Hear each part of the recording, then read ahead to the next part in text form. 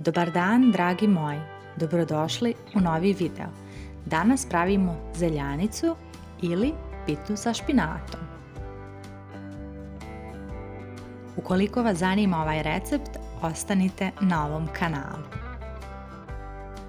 U jednu dublju posudu stavite prašak za pecivo, dodajte 3 kašike kukuruznog brašna,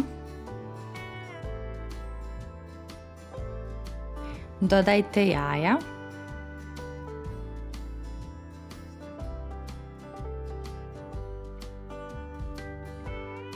tri supene kašike griza,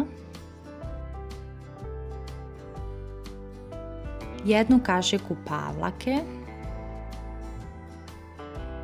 Sve to fino promiješajte.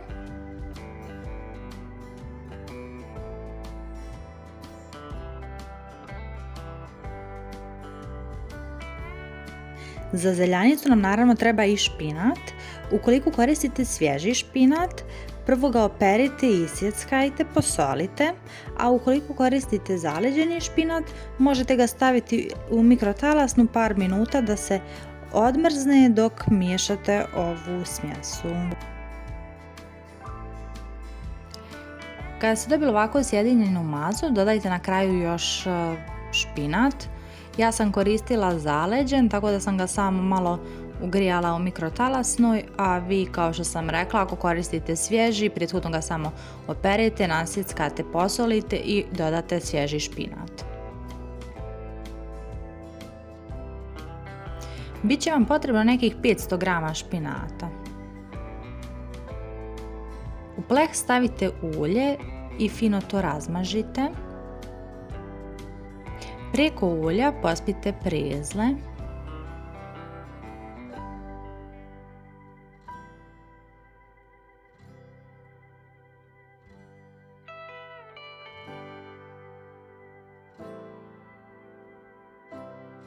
Na prezle stavljate prvu koru.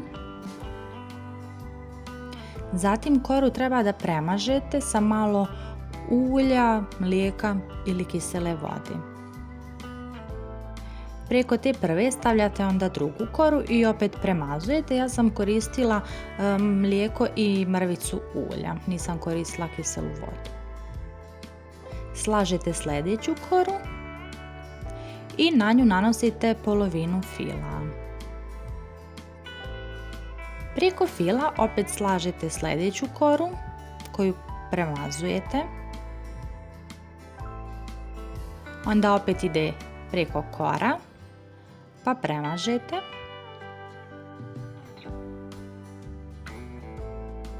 Opet preko kora koju premažete.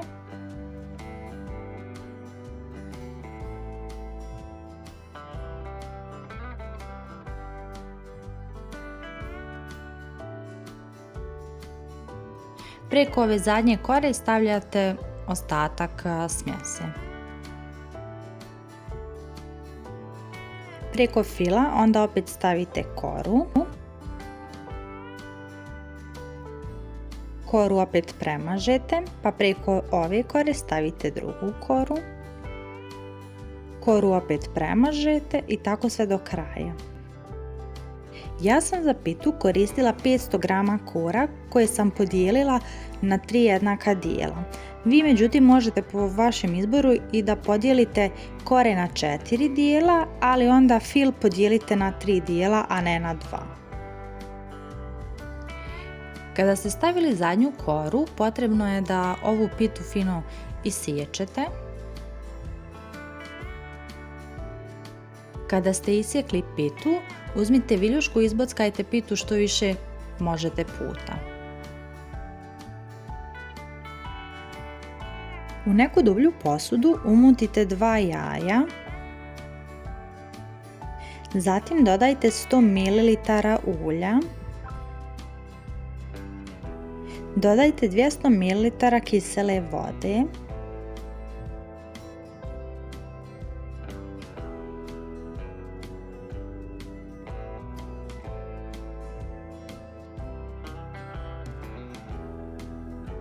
I na kraju dodajte 200 ml jogurta.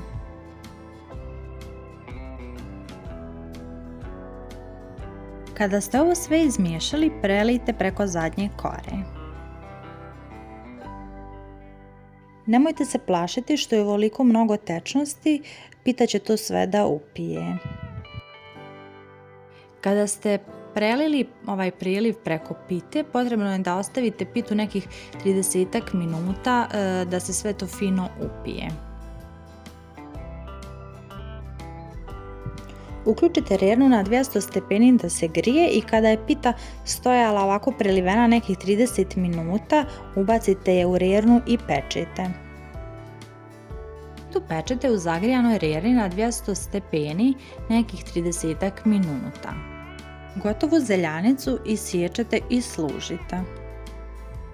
Ja sam uz pitu još služila pavlaku i jogurt. Ova pita vam je stvarno preukusna, a što je najvažnije, toliko se brzo i lako pravi. Tačne mjere i recept vam ostavljam kao i uvijek ispod u opisu videa. A vi naravno, ukoliko želite, možete da napišete neki komentar. Hvala vam što ste pogledali još jedan video. Nadam se da vam se ovaj recept svidio. Ukoliko želite, isprobajte ga, a mi se čujemo u nekom sljedećem videu.